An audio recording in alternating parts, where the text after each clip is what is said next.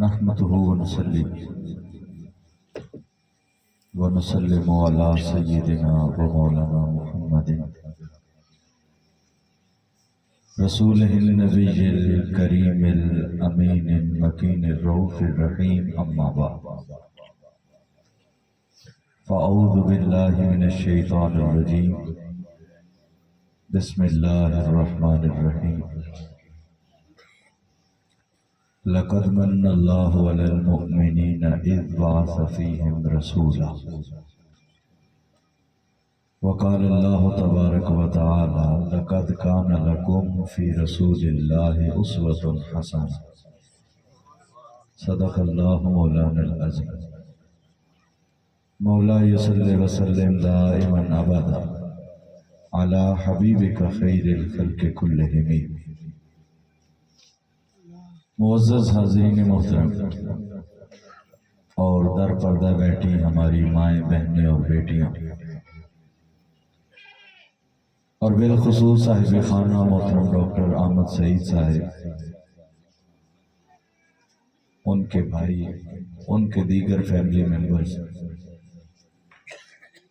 اور بالخصوص ان کے صاحبزادے نے جو آپ کے سامنے ابھی اپنے انداز سے آقا کی شان بیان کی ہے اور خطاب کے بعد ان کے بھانجوں کی دستار بندی بھی ہے، یقیناً اس سارے کام پر ڈاکٹر احمد سعید صاحب وہ مبارکباد کے مستحق ہیں اور اسی طرح ان بچوں کے استاذ گرامی بھی تشریف فرما ہیں، یہ بھی مبارکباد کے مستحق ہیں کہ انہوں نے بچوں کو حفظ بھی مکمل کروایا اور بچے نے جو آپ کے سامنے تقریر کی اس میں بھی انہوں نے اپنا کردار ادا کیا اور بالخصوص تحریک منہاج القرآن اور دیگر فورم تحصیل بکر کے اور اس یونین کونسل کے جتنے احباب تشریف فرما اور میرے بائیں طرف نظامت تربیت تحریک منہاج القرآن کے ہی ایک عظیم اسکالر محترم علامہ احمد وحید قادری صاحب، یہ بھی تشریف فرما ہیں، یہ بھی میں نے انہیں ریکویسٹ کی کہ آپ بھی محفل میں آئیے گا تو یہ بھی اپنی مصروفیت چھوڑ کر تشریف لائے، ان کو میں اپنی جانب سے بھی خوش آمدید بھی کہتا ہوں اور شکریہ بھی ادا کرتا ہوں۔ اب جو موضوع آج انشاءاللہ ہم سارے مل کر سنیں گے وہ ہے کہ میلاد منائیں اور سیرت اپنائیں۔ موضوع مل کر بولے کیا ہے؟ میلاد منائیں اور سیرت اپنائیں، یعنی ایک ایسا تحفہ ہے جو اللہ کی طرف سے ہمیں ملا اور ایک ایسا تحفہ ہے جو حضور کی طرف سے ہمیں ملا، دونوں کو ہم انشاءاللہ سنیں گے اور دیکھیں گے کہ دونوں جو تحفے ہیں، ایک جو اللہ نے ہمیں عطا کیا اور ایک تحفہ جو رسول اللہ صلی اللہ علیہ وآلہ وسلم نے ہمیں عطا کیا، ان دونوں تحائف کو ہم نے دیکھنا ہے کہ ان کی اہمیت کیا ہے۔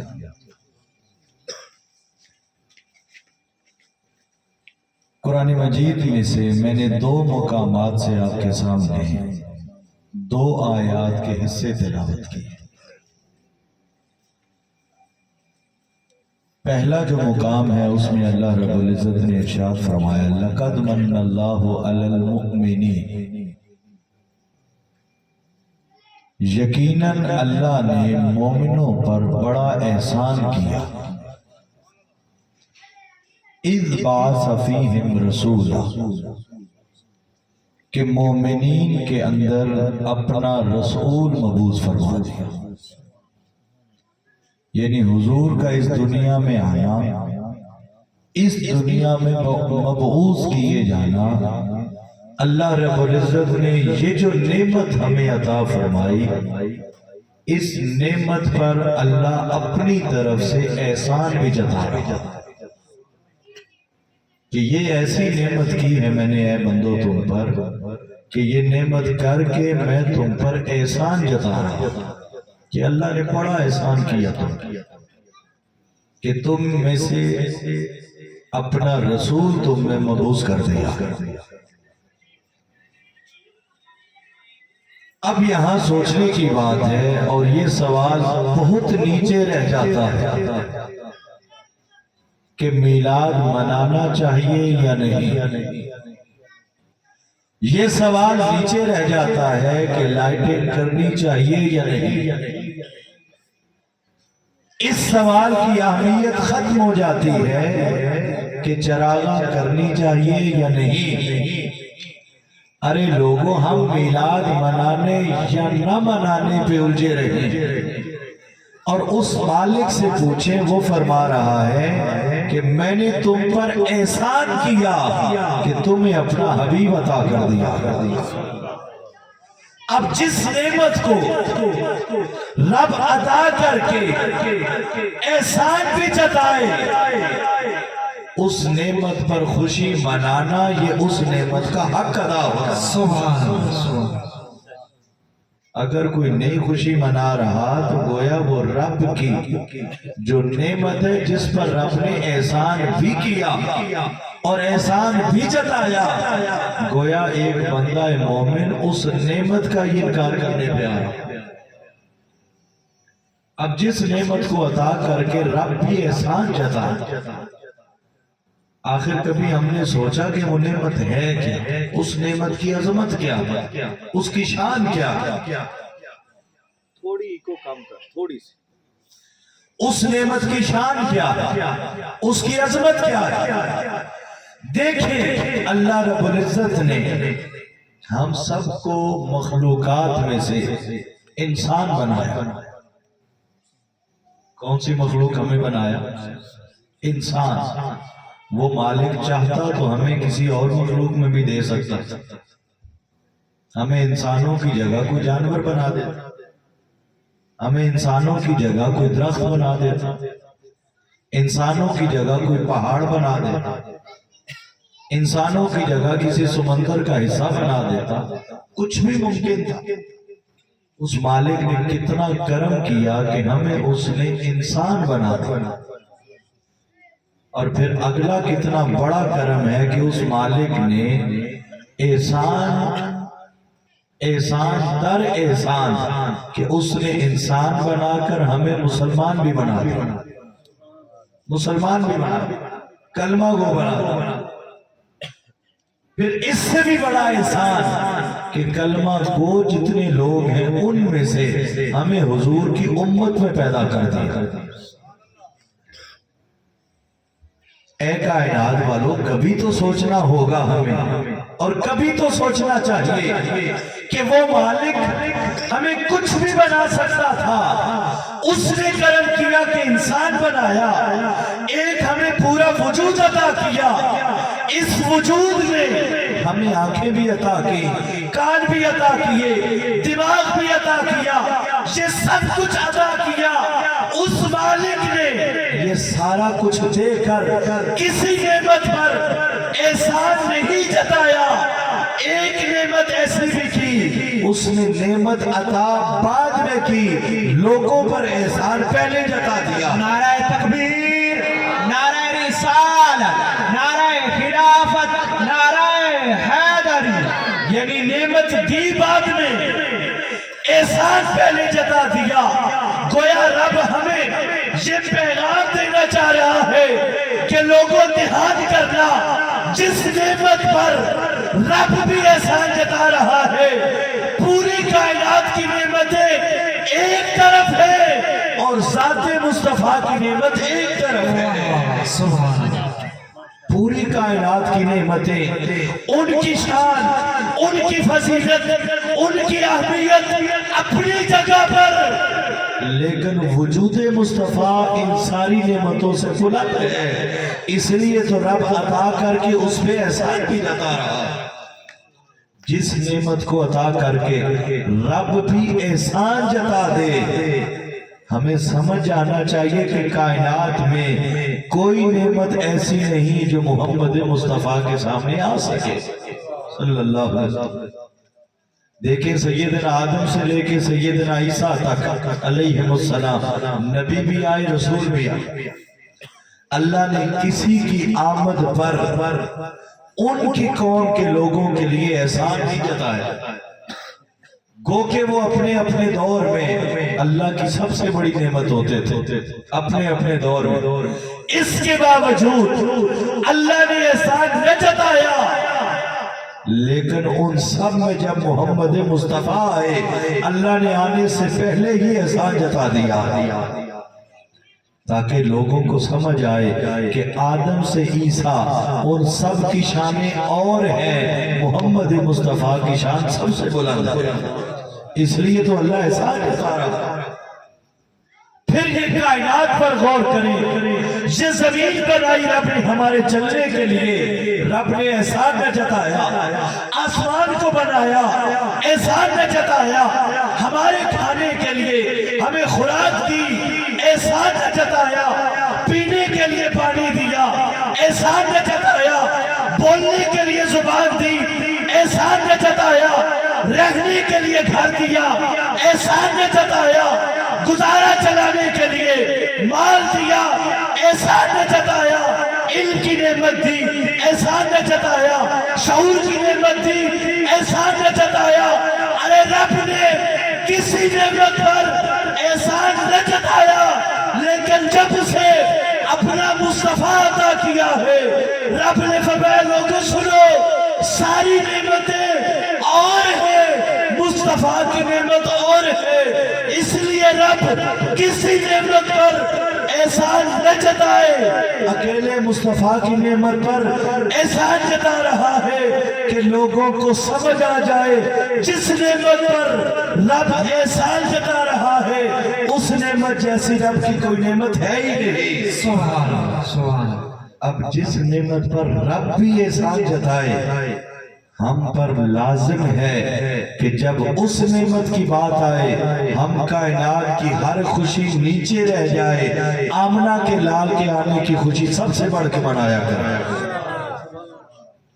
حضور کے آنے کی خوشی سب سے بڑھ کے منائے، اس لیے کہ لوگوں کو سمجھ آ جائے کہ ہاں انہوں نے اپنے محبوب کی آمد کی خوشی منائی ہے، اس لیے منائی کہ یہ خوشی ہی ایسی ہے، رب اس پر آنے پر بھی احسان جتا رہا۔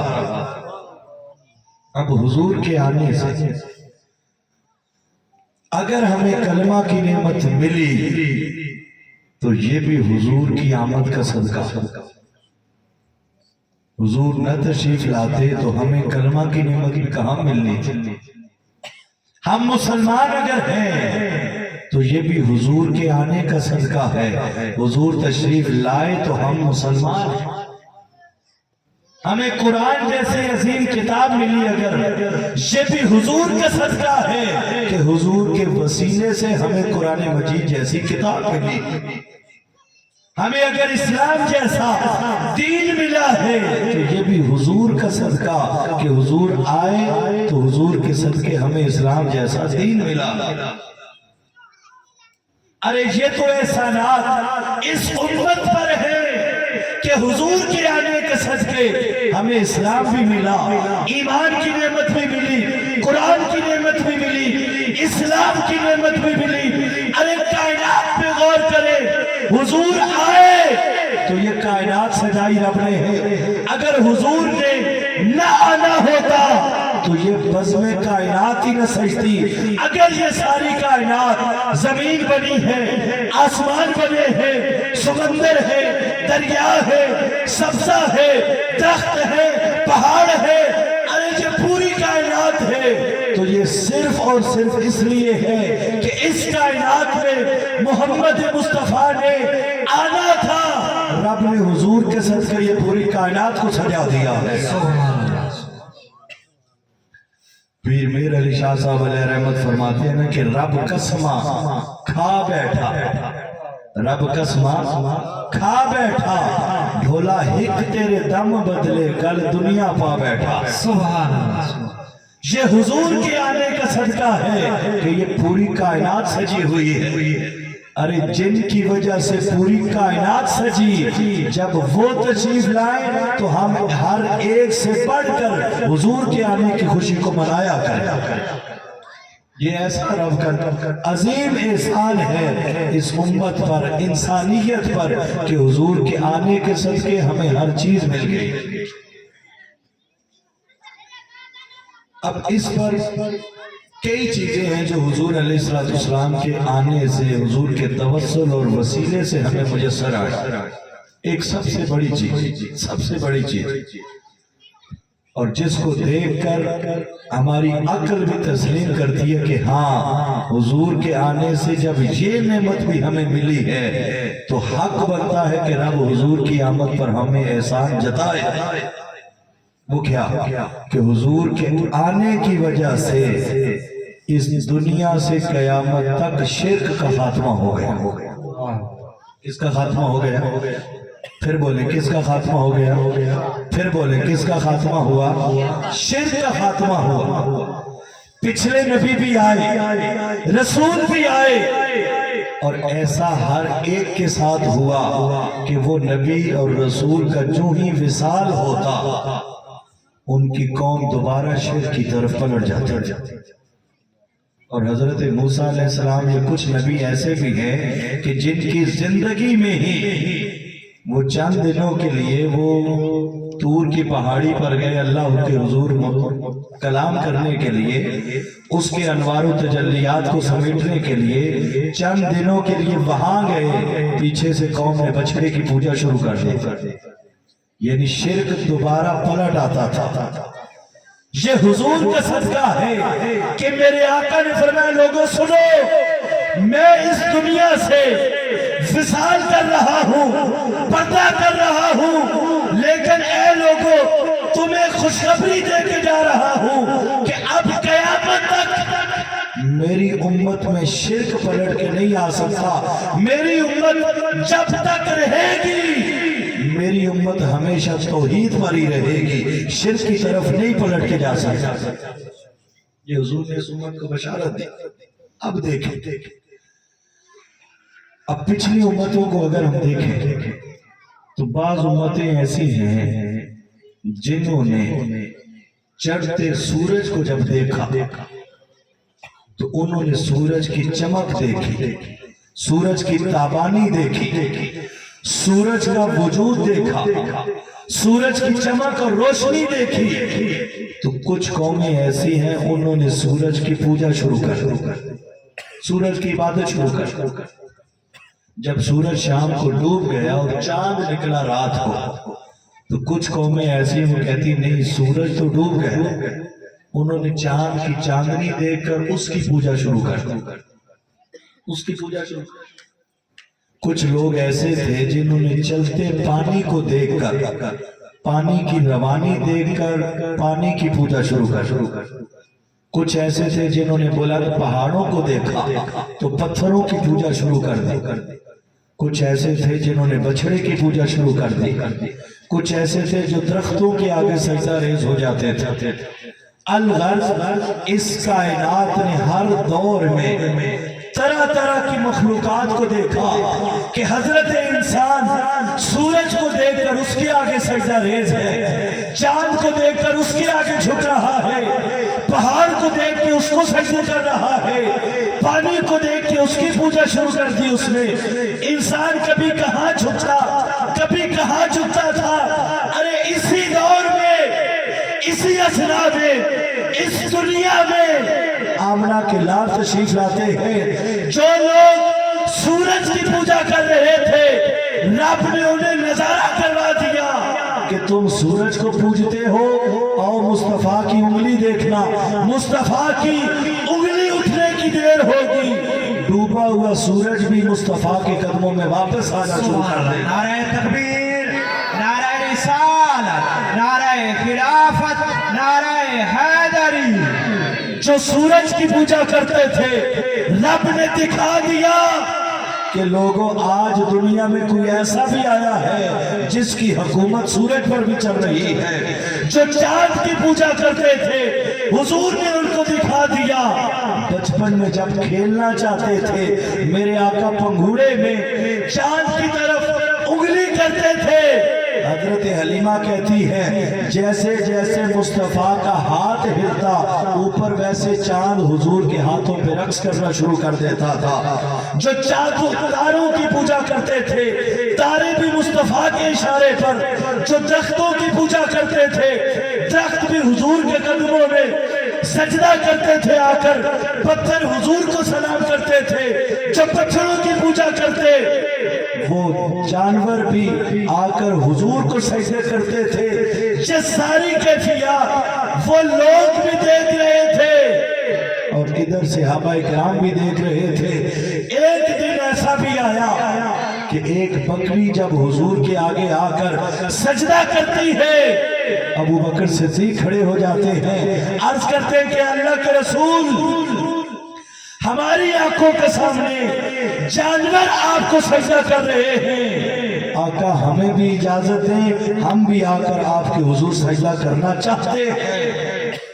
یہ ساری چیزیں جب دیکھی حضور اس لمحے تک نہ بولے، اس لمحے تک جو کچھ ہو رہا تھا حضور دیکھتے رہے، چپ کر کے بیٹھے رہے اور صحابہ کو دکھاتے رہے۔ رب بھی دیکھتا رہا کہ لوگوں دیکھو، صحابہ دیکھو کہ سورج بھی مصطفیٰ کے اشاروں پر، چاند بھی مصطفیٰ کے اشاروں پر، جانور بھی مصطفیٰ کے اشاروں پر، درخت بھی مصطفیٰ کے اشاروں پر۔ رب یہ سارے مناظر دکھا رہا تھا اور صحابہ کو رب سکھا رہا تھا کہ صحابہ اپنی محبت میں، ادب میں، عقیدت میں اس مقام پر چلے جاؤ کہ تم مصطفیٰ کی تعظیم اتنی کرو کہ بالآخر تمہارا دل کرے کہ ہم مصطفیٰ کو سجدہ بھی کر دیں۔ جب یہ مقام آیا تو تب رب نے فرمایا حبیب اب وہ مقام آ گیا جس تک میں انسانوں کو یا صحابہ کو لانا چاہتا تھا کہ یہ دیکھ لے کہ پچھلی قومیں جن جن کی پوجا کرتی تھی وہ ساری مخلوقات تو مصطفیٰ کے قدموں میں ہیں، وہ سب کچھ تو مصطفیٰ کے اشاروں پہ چل رہے ہیں۔ یہ جب یہ جان لیں گے تو آپ کی عظمت کو سمجھ جائیں گے، جب آپ کی عظمت کو سمجھ لیں گے تو ان کا دل بولے گا کہ ہم مصطفیٰ کو سجدہ کریں۔ جب یہ اس مقام پہ پہنچ جائیں گے حبیب تب آپ نے اعلان کرنا ہے قل انما انا بشر مثلکم، کہ اے لوگوں سنو مجھے سجدہ نہ کرو اس لیے کہ میں تمہارے طرح ایک بشر ہوں، اور بشریت میں مثلیت صرف اتنی ہے کہ جس کو میں سجدہ کرتا ہوں تم نے بھی اسی کو سجدہ کرنا ہے، تم نے بھی اسی کو سجدہ کرنا ہے۔ گویا رب نے حضور کو یہ فرمایا کہ حبیب اب آپ ان سے فرما دیں کہ جس کو میں سجدہ کرتا ہوں تم سارے بھی مجھے سجدہ نہ کرو اسی رب کو سجدہ کرو۔ تو حضور نے فرمایا کہ صحابہ میں تو آیا ہی اس لیے ہوں کہ شرک کا خاتمہ کروں، جس چیز کا خاتمہ کروں۔ یہ کتنا بڑا احسان ہے اس امت کا کہ قیامت تک یہ امت مشرک نہیں ہوگی، یہ ہمیشہ توحید پر رہے۔ اور میلاد اس لیے بھی منایا جاتا ہے کہ میلاد یہ شرک کے خاتمے کا اعلانیہ ثبوت بھی ہے، شرک کے خاتمے کا اعلانیہ۔ آپ سب بتائیے کہ میلاد کس کا مناتے ہیں؟ جو پیدا ہوتا ہے میلاد اس کا ہی مناتے ہیں، بولیے ایسا ہی ہے؟ جو پیدا نہ ہو اس کا میلاد نہیں منایا جاتا۔ یہ میلاد منانا بھی اس چیز کی دلیل ہے کہ ہم اپنی زبان سے کہہ رہے ہیں حضور پیدا ہوئے، حضور پیدا ہوئے ہیں اس لیے ان کا میلاد ہے۔ تو جب حضور پیدا ہوئے ہیں تو جو چیز پیدا ہو وہ کبھی خالق نہیں ہو سکتی۔ یہ بھی شرک کے خاتمے کا ایک علل اعلان دلیل اور ثبوت ہے۔ اب جس لمحے حضور کی ولادت ہوتی بڑی اس کی تفصیلات، سیرت کی کتابوں کو پڑھیں، حضور علیہ السلام کی ولادت کے حوال کو پڑھیں، یہ پوری ایک الگ تفصیلات ہے۔ زیادہ پیچھے بے شک نہیں جاتے کہ کب سے حضور کے تذکرے شروع ہوئے۔ اگر اس پہ بات کریں تو وہ جلوے تیرے اس وقت بھی تھے، آقا جلوے تیرے اس وقت بھی تھے اور کم بھی نہیں تھے۔ یہ تب کی ہیں باتیں جب آدم بھی نہیں تھے۔ حضور کے تذکرے تو تب سے، لیکن براہ راست اگر سیدہ آمنہ رضی اللہ تعالیٰ عنہا سے پوچھے تو وہ فرماتی ہیں کہ جب سے یہ نور میرے بطن میں آئے، جب سے حضور کا نور وجود، نور مسعود میرے بطن میں آیا، سیدہ آمنہ فرماتی ہیں رب نے میری کیفیت ہی بدل دی تھی۔ رب نے میری کیفیت ہی بدل دی۔ وہ کیفیت کیسے بدلی؟ سیدہ آمنہ فرماتی ہیں کہ حضور کے نور میرے بطن میں آنے سے پہلے میں گلی میں چلتی تھی، جب دھوپ ہوتی تو مجھے دھوپ لگتی تھی، جب بھوک لگتی تو میں کھانا بھی کھاتی، جب پیاس لگتی تو میں پانی بھی پیتی، کنویں پر جاتی تو پانی جھوک کے مجھے بھرنا پڑتا تھا، پتھروں کے قریب سے، پہاڑوں کے قریب سے گزرتی، درختوں کے قریب سے گزرتی تو دوسری خواتین کی طرح میں گزر جاتی تھی۔ یہ حضور کے نور بطن میں منتقل ہونے سے پہلے کی بات ہے۔ اور سیدہ آمنہ فرماتی ہیں جس دن سے میرے چاند کا نور میرے بطن میں آیا، تب سے میری کیفیت یہ ہو گئی۔ سیدہ آمنہ فرماتی ہیں تب سے یہ ہوا کہ میں پہاڑوں کے قریب سے گزرتی تو پہاڑوں سے آوازیں آتی، آمنہ تجھے مبارک ہو، تو محمد مصطفیٰ کی ماں بننے والی ہے۔ درختوں کے قریب سے گزرتی تو فرماتی ہے درختوں کے پتوں سے آوازیں آتی، آمنہ تجھے مبارک ہو، تو نبیوں کے سردار کی ماں بننے والی ہے۔ فرماتی ہے کہ اگر میں سخت دھوپ میں نکلتی تو باقی ہر کسی کو دھوپ لگتی تھی، جس جگہ میں چلتی تھی رب میرے اوپر بادلوں کا سایہ کر دیتا تھا۔ پھر فرماتی ہے کہ جب سے میں کنویں پر پانی بھرنے جاتی تھی، کنویں سے آوازیں آتی تھی، آمنہ اس سے پہلے جھک کر آپ پانی بھرتی تھی، اب آپ نے جھکنا نہیں ہے، پانی خود اوپر آ رہا ہے، اس لیے کہ آپ نبیوں کے سردار کی ماں بننے والی ہیں۔ فرماتی گھر کے کاموں کے لیے میں اٹھنے لگتی تھی، میرے اٹھنے کے پہلے گھر کے کام ہو جاتے تھے، میں حیران ہوتی کہ میرے کام کس نے کر دیے، تو گھر کے کمروں سے آوازیں آتی تھی، آمنہ تیرے کاموں کے لیے اللہ نے محمد کے صدقے تیرے کاموں کے لیے جنت سے حوروں کو بھیجا ہے، ان حوروں نے تیرے گھر کے کام کر دیے۔ حضور علیہ السلام کی ولادت باسعادت کے تذکرے ہی الگ۔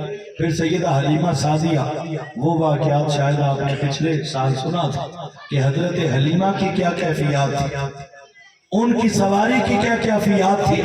حضرت حلیمہ یہاں تک فرماتی ہے کہ جب سے آمنہ کا چاند میرے گھر میں آئے، تب سے یہ ہوا کہ اس سے پہلے مجھے راتوں کو دیے بھی جلانے پڑتے تھے، اندھیروں میں چراغاں بھی کرنا پڑتی تھی، لیکن جب سے مصطفیٰ میرے گھر آئے میں نے ہر دیے کو بجھا دیا تھا، اندھیرے میں جو چیز بھی تلاش کرنی پڑتی میں اٹھا کے مصطفیٰ کو لے جاتی، ان کے چہرے سے وہ نور نکلتا تھا کہ میرا گھر پورا منور ہو جایا کرتا تھا۔ ارے جس نبی کی ولادت ایسی ہو، اس نبی کا حق بنتا ہے کہ ان کی ولادت کی خوشی منائی جائے۔ اور ایک بات تحدیث نعمت کے طور پہ، اور شیخ الاسلام ڈاکٹر محمد طاہر القادری مدرج العالی جو کچھ ان کی شاگردی میں رہ کر ہم نے دیکھا اور سیکھا، وہ یہ ہے کہ شیخ الاسلام اپنی ان کی کتاب اگر کوئی تفصیل پڑھنا چاہے تو اس میں بھی وہ کتاب ہے میلاد النبی۔ کون سی کتاب ہے؟ میلاد النبی، 1000 صفحے کی کتاب۔ اس میں درجنوں آیات بھی ہیں اور 100 سے زائد حدیث بھی کہ حضور کا میلاد صحابہ نے کیسے کیسے منایا. وہ الگ تفصیلات جنہوں نے میلاد پر اعتراض کیے، جو اعتراض تھے اس کے جواب بھی دے دی، لیکن خلاصتاً ایک جملہ ذہن میں رکھیے. شیخ الاسلام فرماتے ہیں کہ 1200 سال کی علمی تاریخ میں میلاد منانے یا نہ منانے پہ جھگڑا ہے ہی کوئی نہیں. چاہے کوئی دیوبند ہے، چاہے کوئی اہل حدیث ہے، چاہے کوئی اہل تشیع ہے، چاہے کوئی اہل سنت، میلاد نہ منانے پہ کسی نے بات ہی نہیں کی. سب نے ایک ہی بات کی ہے کہ میلاد منانا چاہیے. اختلاف صرف اتنا ہے کہ بعضوں نے کہا کہ قرآن کی تلاوت کر کے میلاد منا لیں، بعضوں نے کہا کہ نعت خوانی کے ذریعے میلاد منا لیں، بعضوں نے کہا کہ روزہ رکھ کے میلاد منا لیں، بعضوں نے کہا کہ غریبوں کی مدد کر کے میلاد منا لیں، اور بعضوں نے کہا کہ ان ساری چیزوں کو جمع کر کے حضور کے آنے کی خوشی میں محفل نعت منعقد کر لی جائے. اس میں تلاوت بھی ہو جائے گی، نعتیں بھی ہو جائیں گی، اس میں حضور کا ذکر بھی ہو جائے گا، اس میں آنے والے لوگوں کے لیے ضیافت اور کھانے کا بھی اہتمام ہوگا. یہ ساری چیزیں ملا کر جس خوشی کا نام ہے اسے محفل میلاد مصطفیٰ کہتے ہیں. اس پہ اختلاف ہی کوئی نہیں. اب میں اس حوالے سے زیادہ بات اس لیے نہیں کر رہا کہ میں اگلے حصے کو لینا چاہتا ہوں کہ حضور علیہ السلام کے آنے کی صدقے سے ہمیں سب کچھ ملا. میں نے عرض کر دی، اور ایک سب سے بڑی نعمت یہ ملی کہ ہمارا شرک سے چھٹکارا ہو گیا. اب یہ تحفہ تو ہے اللہ کی طرف سے. اس تحفے کا نام میلاد مصطفیٰ ہے، جو اللہ نے فرمایا لَقَدْ مَنَّ اللَّهُ عَلَى الْمُؤْمِنِينَ إِذْ بَعَثَ فِيهِمْ رَسُولًا. یہ تحفہ تو ہے اللہ کی طرف سے کہ اللہ نے حضور کے صدقے ہمیں یہ سب کچھ عطا کر دیا. اس تحفے کا نام جو اللہ کی طرف سے ہے، اس کا نام میلاد مصطفیٰ ہے. اور دوسرا تحفہ جو حضور کی طرف سے ہمیں ملا، اس کا نام سیرت مصطفیٰ ہے. اس تحفے کا نام کیا ہے؟ سیرت مصطفیٰ، جس کے لیے اللہ نے فرمایا لَقَدْ كَانَ لَكُمْ فِي رَسُولِ اللَّهِ أُسْوَةٌ حَسَنَةٌ. کہ اے لوگو، یہ جو رسول کی سیرت ہے یہ تمہارے لیے بہترین نمونہ ہے. یہ کیا ہے تمہارے لیے؟ اب ایک ہمیں جو چیز سمجھ آتی ہے، ہم نے کیا کیا؟ ہم نے حضور کی سیرت کو بڑا محدود کر دیا، بڑا محدود کر دیا. ہم یہ سمجھتے ہیں کہ شاید جس نے عبادت کرنی ہو اسے بس حضور کی سیرت سے رہنمائی ملتی ہے بس. یا ہم یہ سمجھتے ہیں جس نے اپنے عقیدے کو سمجھنا ہے بس حضور کی سیرت صرف اسی کے لیے. ارے اگر صرف عبادت یا عقیدے کی بات ہوتی تو اللہ شروع میں یہ بھی کہہ دیتا یا ایھا المسلمون لقد کان لکم فی رسول اللہ اسوۃ حسنہ. اے مسلمانوں، تمہارے لیے رسول کی سیرت بہترین نمونہ ہے. اگر صرف عقیدے یا عبادت کی بات ہوتی تو اللہ یوں بھی کہہ سکتا تھا یا ایھا الذین آمنوا لقد کان لکم فی رسول اللہ اسوۃ حسنہ. اگر صرف اولیاء کی متقین کی بات ہوتی اللہ یوں بھی کہہ سکتا تھا یا ایھا المتقون لقد کان لکم فی رسول اللہ اسوۃ حسنہ. لیکن اللہ نے نہ مومنوں کو خطاب کیا، نہ مسلمانوں کو خطاب کیا، نہ متقین کو، نہ اولیاء کو. اللہ نے کیا فرمایا؟ اللہ نے فرمایا لقد کان لکم. اس دنیا میں جو انسان بستے ہیں رسول کی سیرت ہر ایک کے لیے بہترین نمونہ ہے. چاہے کوئی مسلمان ہے اس کے لیے بھی، چاہے کوئی مومن ہے اس کے لیے بھی، چاہے کوئی ولی ہے اس کے لیے بھی، چاہے کوئی غیر مسلم ہے اس کے لیے بھی. اگر رسول کی سیرت سے کوئی سیکھنا چاہے تو حضور کی سیرت سے ہر کوئی دنیا کا ہر علم اور ہر فن سیکھ سکتا ہے. زمانہ جتنی ترقی کر جائے، کوئی علم میں جتنی ترقی کر جائے، کوئی ٹیکنالوجی میں جتنی ترقی کر جائے، کوئی منصب میں جتنی ترقی کر جائے، کوئی مال و دولت میں جتنی ترقی کر جائے، کوئی سیاست میں، معیشت میں جتنی کوئی ترقی کر جائے، کوئی ترقی کر کے کا وہ جب آگے جا کر دیکھے گا مصطفیٰ کی سیرت اس سے آگے کھڑی ہوگی، مصطفیٰ کی سیرت کسی سے پیچھے نہیں کھڑی ہوگی۔ اللہ نے حضور کی سیرت کو اتنا عظیم بنایا۔ اب اس سیرت میں سے ہمیں چاہیے کہ ہم چند چیزیں وہ بھی سیکھیں اور اپنی ذات میں چند چیزوں کو لاگو کریں کہ حضور ہمیں دیکھ کر خوش ہو قبر میں بھی اور حشر میں بھی کہ میرے امتی نے میلاد بنا کر میری محبت کا بھی ثبوت دیا اور سیرت اپنا کر میری ذات کے ساتھ تعلق کا بھی ثبوت دیا۔ اب وہ سیرت ہے۔ حضور علیہ السلام نے بڑا مشہور آپ کا فرمان ہے، آپ نے فرمایا صحابہ اکرام جب پوچھتے ہیں اللہ کے رسول آپ بتا دیں کہ کون سا مسلمان کون سا مومن آپ کی نظروں میں سب سے بہترین ہے، تو حضور ارشاد فرماتے کہ میری نظر میں سب سے بہترین وہ ہے تم میں سے جس کے اخلاق سب سے اچھے ہیں، جس کا اخلاق سب سے اچھا ہے وہ تم میں سے سب سے اچھا ہے۔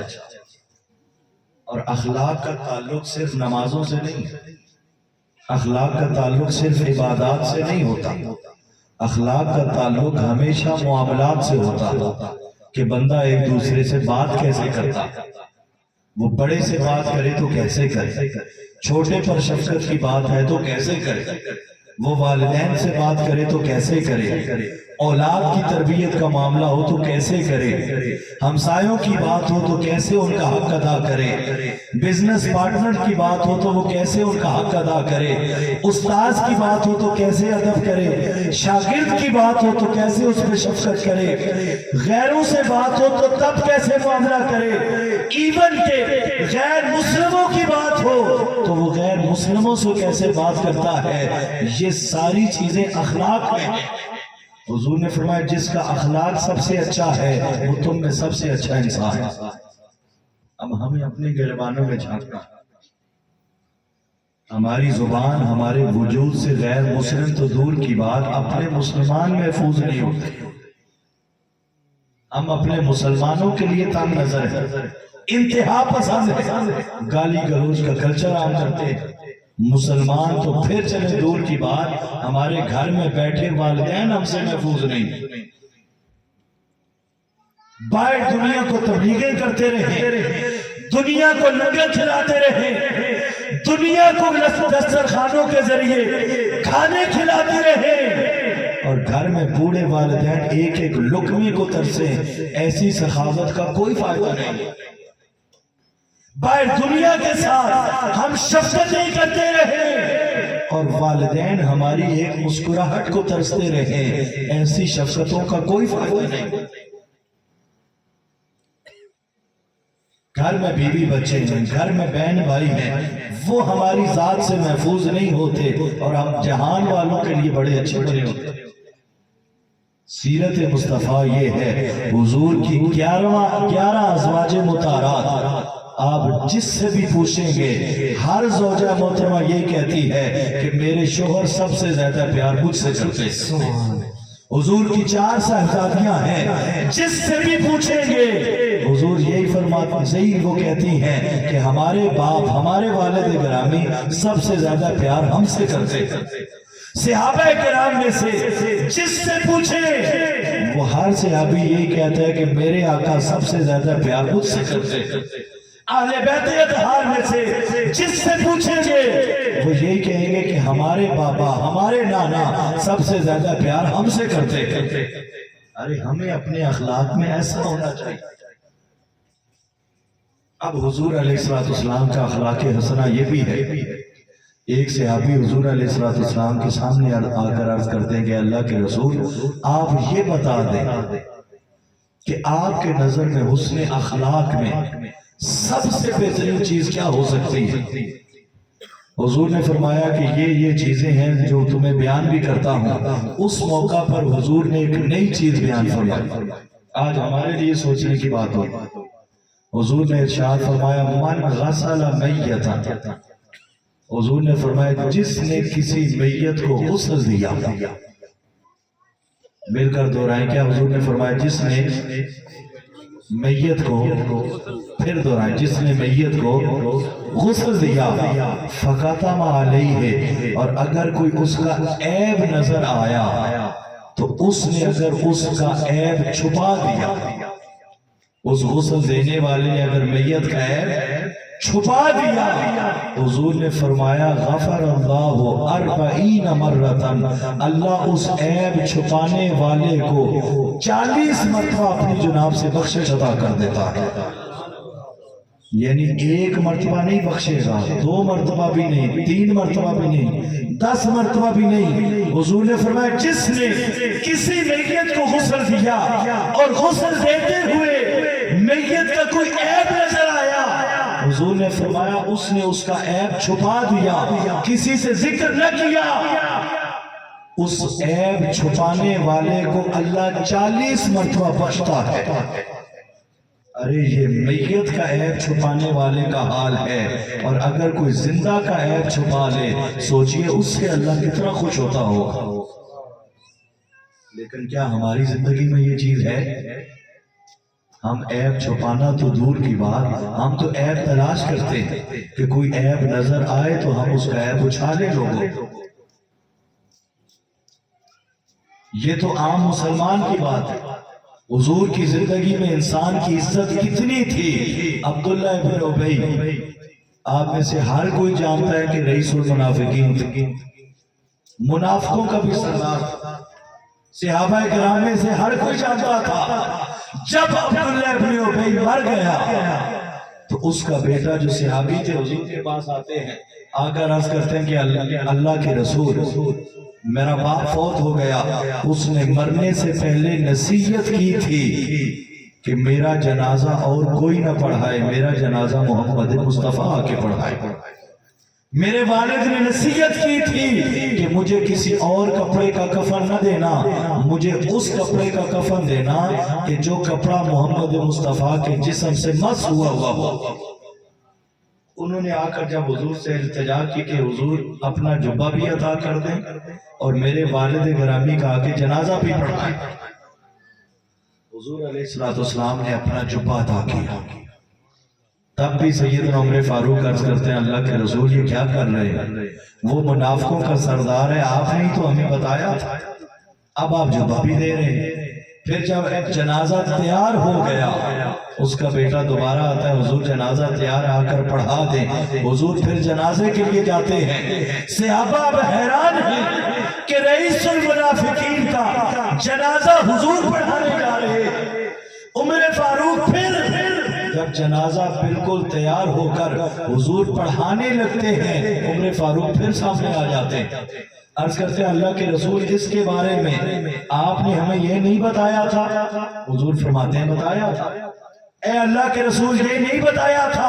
حضور فرماتے ہیں بتایا تھا۔ عمر فاروق پھر عرض کرتے ہیں اے اللہ کے رسول سب کچھ بتایا تھا، اب آپ پھر جنازہ کیوں پڑھا رہے ہیں؟ اگر اتنا ہی ضروری ہے تو ہم میں سے کوئی پڑھا دیتا، آپ کیوں پڑھا رہے ہیں؟ حضور فرماتے ہیں عمر دیکھو تمہاری نظر اس کی منافقت پر جا رہی ہے اور میری نظر کسی اور چیز پر ہے، کسی اور چیز پر ہے۔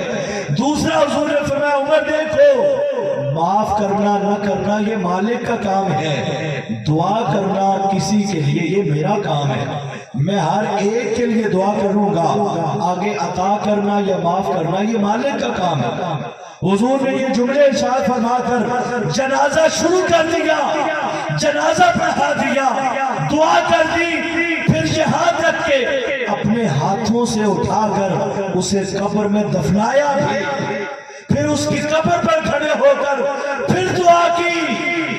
یہ سارا کام جب کر چکے تب اللہ نے فرما دیا حبیب ان منافقوں میں سے اگر کوئی مر جائے آپ اس کی قبر پہ بھی کھڑے نہ ہوں، اور دوسرا یہ کہ حبیب اگر ان جیسوں کے لیے آپ ایک نہیں 70 مرتبہ بھی معافی مانگیں گے رب انہیں معاف نہیں کرے گا، رب معاف نہیں کرے گا۔ اس لیے نہیں کرے گا کہ حبیب رب اسے معاف کر سکتا ہے جس نے رب کے حقوق میں کمی کی ہے، لیکن حبیب رب اسے کبھی معاف نہیں کرے گا مصطفیٰ جس نے آپ کی گستاخی کی۔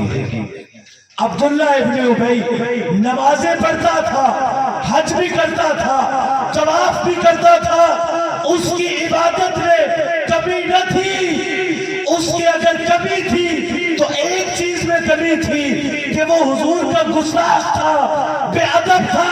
رب نے فرمایا مصطفیٰ سنے، جو آپ کا گستاخ ہے اگر آپ بھی اس کے لیے معافی طلب کریں گے اور 70 دفعہ بھی طلب کریں گے، مصطفیٰ جو آپ کا گستاخ ہے اسے رب کبھی معاف نہیں کرے گا۔ نعرہ تکبیر، نعرہ رسالت، نعرہ خلافت، نعرہ حیدری۔ جو آپ کا بے ادب ہے رب اسے معاف نہیں کرے گا۔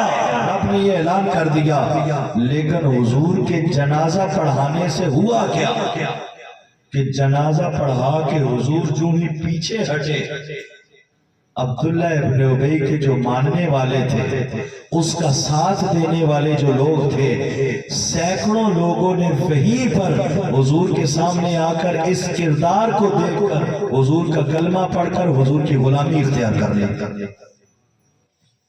اور شیخ تکبیر، نعرہ رسالت، نعرہ خلافت، نعرہ حیدریہ۔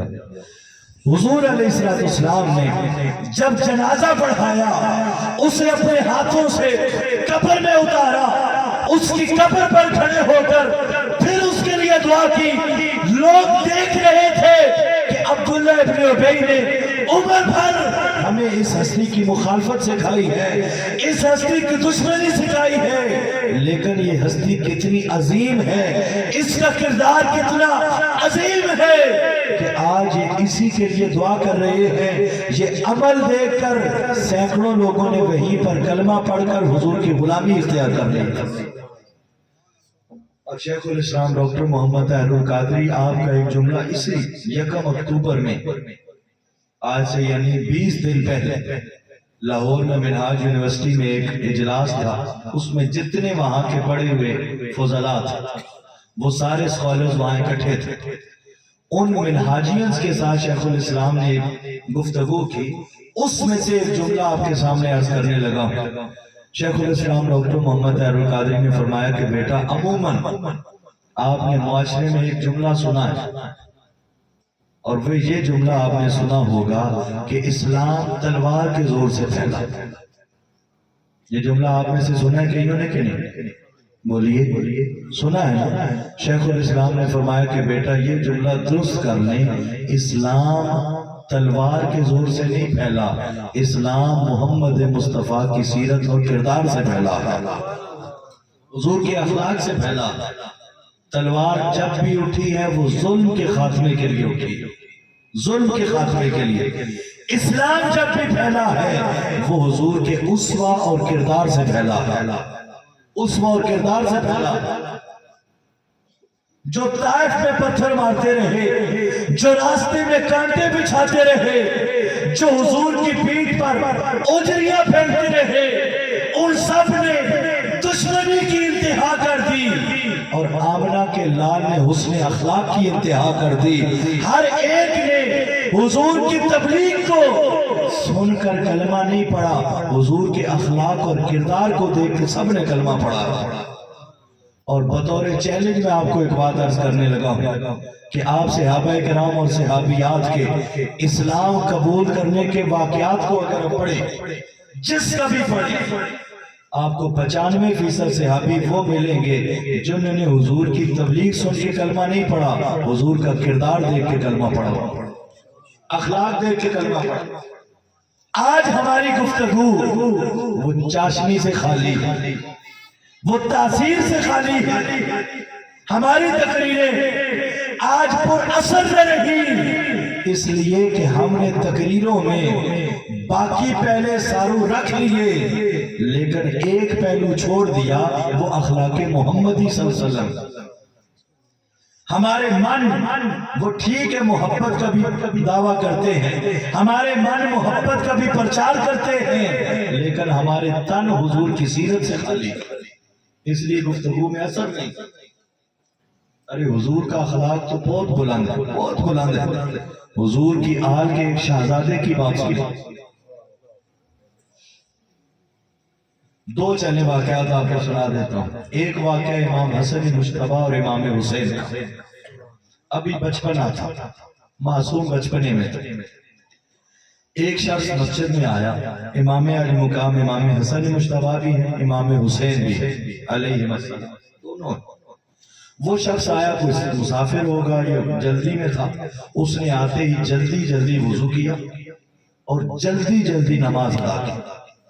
अब दोनों शहजादे देख रहे हैं कि इसने वुजू में भी कमी की है, यानी वुजू में भी नक्स रह गया, और जो नमाज पढ़ी है उसमें भी नक्स रह गया। अब क्योंकि वो उम्र में बड़े थे, वो कौन थे उम्र में, ये उम्र में छोटे थे, बचपना था।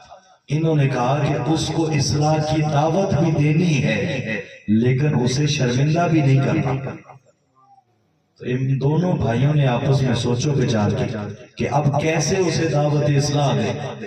तो दोनों भाइयों ने इत्तेफाक इस बात पर किया कि वो शख्स जब नमाज पढ़ के फारिग हो तो हम उसका इंतजार करते हैं। जो ही वो सहाबी नमाज पढ़ के फारिग हुए, इमाम हसन मुश्तबा और इमाम हुसैन दोनों इकट्ठे उसके पास जाते हैं और कहते हैं आप क्योंकि उम्र में बड़े हैं तो हम दोनों भाइयों में बहस हो रही है कि हम दोनों में वुजू कौन सही करता है। तो हम दोनों भाई आपके सामने वुजू करते हैं, आपने बताना है कि हम में से किसका वुजू सही था और किसका वुजू सही नहीं था। उसने कहा ठीक। दोनों भाइयों ने वुजू किया, वो शख्स देख रहा।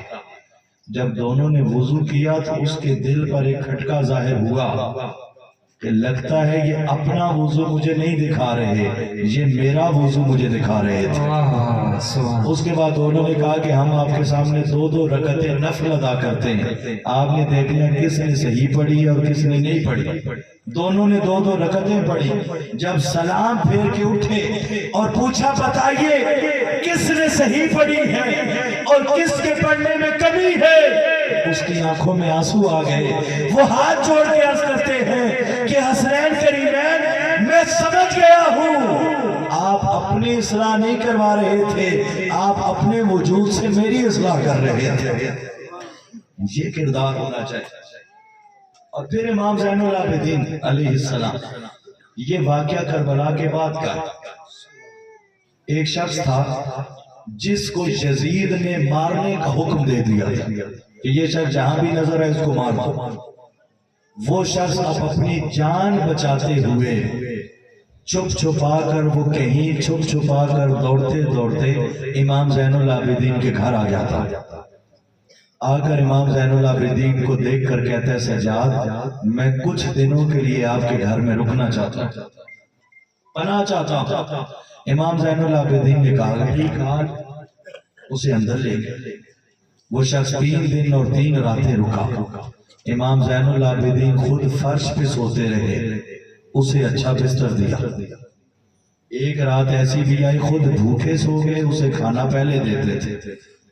जब उसने कहा कि सज्जाद अब मेरे जाने का वक्त है, मैं जाना चाहता हूँ, इमाम ज़ैनुल आबिदीन ने कुछ सामान लिया, उसे बांधा, पैक किया और कहा कि तुम्हारा सफर लंबा है, ये सुबह तुम्हें रास्ते में काम आएगा।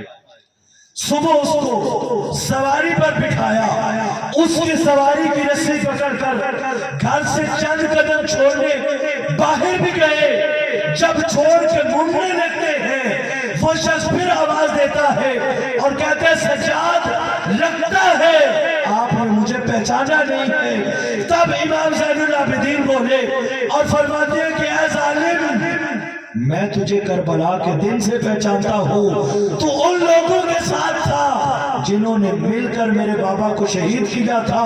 उस शख्स की आंखों में आंसू आ जाते हैं और कहते हैं सज्जाद पहचान भी लिया है, फिर भी तुम्हारे किरदार का ये हाल है। इमाम ज़ैनुल आबिदीन फरमाते हैं कि जालिम सुनो, जो कुछ करबला में तुमने किया था वो तुम्हारा किरदार था और जो कुछ 3 दिनों से मैं कर रहा हूँ ये मोहम्मद वाले मोहम्मद का किरदार है। अरे हाज़रीन और सामीन, हमें इस किरदार को आज अपनाने की जरूरत है। नमाजें भी हो, कुरान की तिलावत भी हो, दरूद व सलाम भी हो, बाकी सारे अहकामात की पाबंदी भी हो, उसके साथ साथ कहीं जरूरी है कि हमारी तबीयतों में हुजूर के अखलाक का रंग भी नजर आए। और इस हवाले से इख्तिताम की तरफ जाते हुए ये चीज अर्ज करता हूं कि हुजूर की मोहब्बत से दिल जब भर जाए और मन हुजूर की मोहब्बत से लबरेज हो और तन हुजूर के उसवा और सीरत से लबरेज हो, जब बंदा इस हाल से कब्र में जाता है, इस हाल से, तो फिर जब कब्र वाले फरिश्ते उठाकर उसे बिठाएंगे और बिठाकर पूछेंगे, इमाम बुखारी अपनी सही बुखारी में कब्र के सवालों वाली हदीस 6 मरतबा लेके आए, 6 मरतबा। और इमाम बुखारी हर जगह एक ही बात करते हैं, लोगों कब्र में 3 सवाल नहीं होने, कब्र में एक ही सवाल होना है। बंदे को उठाकर बिठाया जाएगा, हुजूर का दीदार करवाया जाएगा, दीदार करवा कर एक ही बात पूछी जाएगी, मा कुंत तक़ूलु फी हक़्क़ि हाज़ा रजुल मुहम्मद, ऐ उठ के बैठने वाले बता इस हस्ती के बारे में दुनिया में क्या कहता था। अगर वो उठ के बैठने वाला हुजूर को पहचान गया, उसकी कब्र जन्नत का बाग बन जाएगी, और अगर वो न पहचान सका, उसकी कब्र जहन्नम का गड़ा बन जाती। इमाम बुखारी एक ही बात करते। और बाकी जो हदीस पाक में, सही मुस्लिम में, बाकी किताबों में जो आए हैं वो 3 सवाल ही आए। हमारा अकीदा भी 3 सवालों का ही।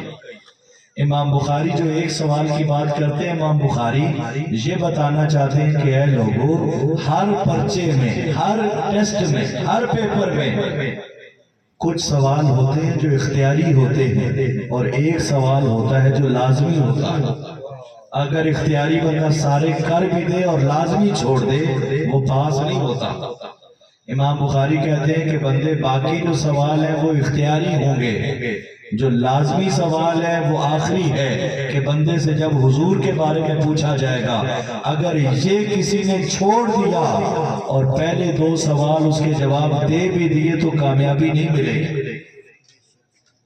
अब जो सवाल है हमारा रब्बुक, उसका तर्जमा ये है कि तेरा रब कौन है। तर्जमा क्या है, तेरा रब कौन? फिर बोले तेरा रब कौन, यानी अब भी बता दे तेरा रब कौन है। दूसरा सवाल है मादीन का, अब भी बता दे तेरा दीन क्या है।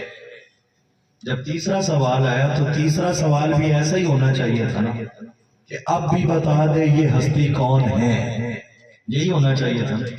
लेकिन अल्लाह तेरी अजमत पे कुर्बान जाए, पहले 2 सवाल हैं कि तेरा रब कौन है, तेरा दीन क्या है। जब तीसरा सवाल है तो अल्लाह ने फरिश्तों का सवाल बदल के करना, और ये न पूछना आप भी बता दे ये कौन है, बल्कि ये पूछना मा कुंत तक़ूलु, तक़ूलु फिर मुज़ारे है। जब इस पे कान यकून आता है, माजी समरारी का माना देता है। अल्लाह ने फरिश्तों को ये सवाल दे के भेजा कि इन लोगों से ये न पूछना कि अब भी बता दे ये कौन है, बल्कि यूं पूछना मा कुंत तक़ूलु फी हक़्क़ि हाज़ा रजुल मुहम्मद, ऐ उठ के बैठने वाले बता इस हस्ती के बारे में दुनिया में क्या कहता था, दुनिया में क्या कहता था।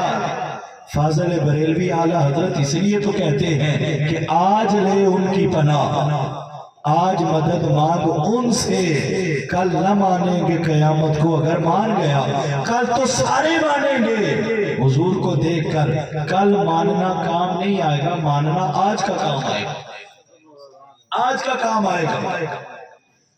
और मिनहाजुल कुरान तो ये चाहती है कि लोगों हुजूर का इश्क इतना अपने अंदर पैदा करो, हुजूर की सीरत पर इतना अमल करो कि जब फरिश्ते तुमसे पूछे बता इनके बारे में क्या कहता था, तो आशिक तड़प कर उठे और कहे कि मैं तो मर के पहुंचा हूं यहाँ इस दिल रुबा के वास्ते।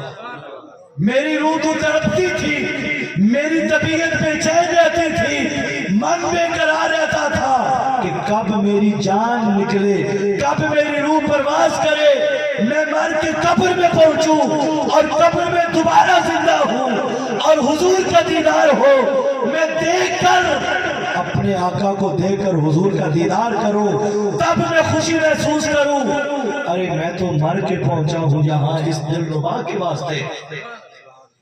اور شیخ الاسلام تو یہ چاہتے ہیں کہ لوگوں درود و سلام کے ذریعے، حضور کی محبت کے ذریعے، حضور کے ادب کے ذریعے، محفل میلاد کے ذریعے، نعت پڑھنے یا سننے کے ذریعے، خطاب کرنے یا سننے کے ذریعے حضور کے اتنے قریب ہو جاؤ کہ جب فرشتے پوچھے بتا ان کے بارے میں کیا کہتا تھا، حضور پڑھ کے فرما دے کہ فرشتوں اس سے نہ پوچھو کہ میں کون ہوں، میں بتاتا ہوں کہ میرا یہ غلام کون آیا ہے۔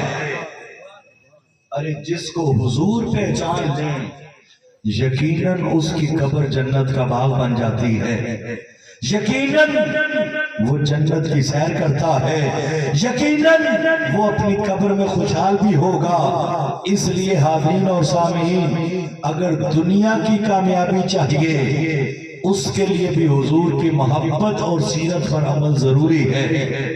قبر کی نجات چاہیے اس کے لیے بھی حضور کی محبت اور ان کی سیرت کے ساتھ تعلق لازمی ہے، اور اگر حشر کی کامیابی چاہیے تب بھی من حضور کی محبت سے بھرنا پڑے گا، تن حضور کی سیرت کے تابع کرنا پڑے گا۔ اور اگر جنت میں بھی درجات چاہیے تب بھی حضور کی ذات کے ساتھ جتنا تعلق ہوگا جنت میں درجات اتنے رب بلند کرتا رہے گا۔ منہاج القرآن میں جہاں اور گوشے درود جیسی نعمت اس امت کو دی، انسانیت کی خدمت کے لیے سینکڑوں کتابوں کا تحفہ دیا، ہزاروں خطابات کا تحفہ دیا، پورے ملک میں پوری دنیا میں تنظیمات کا تحفہ دیا، وہاں ان ساری چیزوں سے بڑھ کر اس امت کو ایک عظیم تحفہ یہ بھی دیا کہ لوگوں جب تک زندہ رہو حضور کی محبت میں جیو، اس دنیا سے جب جاؤ تب بھی عشق مصطفیٰ کے ترانے گاتے ہوئے جاؤ، جب قبر میں اٹھو تب بھی محمد محمد کرتے اٹھو، جب قبروں سے اٹھ کر میدان حشر میں جاؤ تب بھی حضور کے نعرے لگاتے جاؤ، جب جنت میں داخل ہو تب بھی یا رسول اللہ کے نعرے لگاتے جاؤ۔